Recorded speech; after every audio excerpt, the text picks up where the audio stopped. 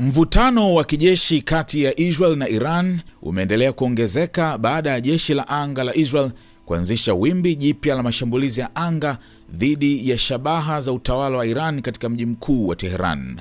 Jeshi la Israel IDF lilithibitisha mashambulizi hayo na kusema taarifa zaidi kuhusu operesheni hiyo zitatolewa baadaye. Mashambulizi hayo yanafanyika wakati pande hizo mbili zikiendelea kubadilishana mashambulizi katika maeneo mbalimbali ya Mashariki ya Kati. Wakati huo huo, mifumo ya ulinzi wa anga ya Israel ilifanikiwa kudungua drone mbili juu ya eneo la Western Galilee, kwa mujibu wa televisheni ya Israel Channel 12. Kabla ya tukio hilo, ving'ora vya tahadhari vilisikika katika miji kadhaa na kuwafanya wakazi kutafuta hifadhi.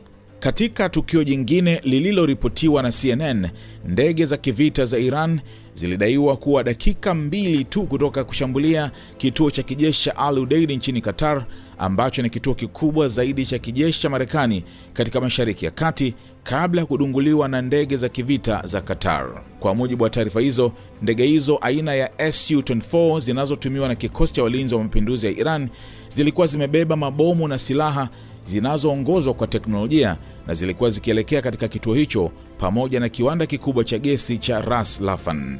Ndege hizo zilishindwa kujibu mawasiliano ya radio kabla ya kudunguliwa na ndege za kivita za F-15 za Qatar. Inaripotiwa kuwa zilianguka katika maji ya Qatar, huku juhudi za kutafuta wafanyakazi wake zikiendelea.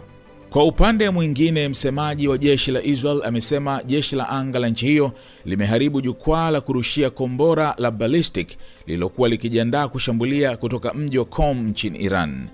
Aidha, Israel imesema pia imeharibu mfumo wa ulinzi wa anga katika mji wa Isfahan uliokuwa umeundwa kushambulia ndege.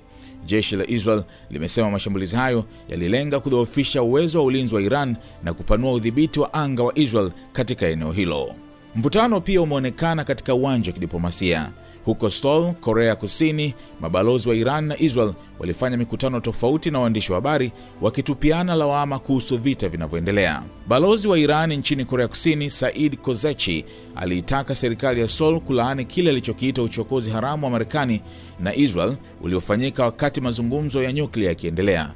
Alionya kuwa iwapo Marekani itatuma majeshi ya ardhini, basi majeneza mengi ya wanajeshi wa Marekani yatarejea nyumbani. Kwa upande wake, balozi wa Israel nchini Korea Kusini, Rafael Harpers, alisema operesheni za kijeshi za pamoja kati ya Marekani na Israel zinalenga kuharibu miundombinu ya nyuklia ya Iran na maeneo ya makombora ya ballistic, pamoja na kusaidia wananchi wa Iran kujinasua kutoka katika kile alichokiita utawala wa ukandamizaji. Serikali ya Korea Kusini imeunga mkono juhudi za kidiplomasia zinazoongozwa na Marekani kuizuia Iran kuendeleza silaha za nyuklia, lakini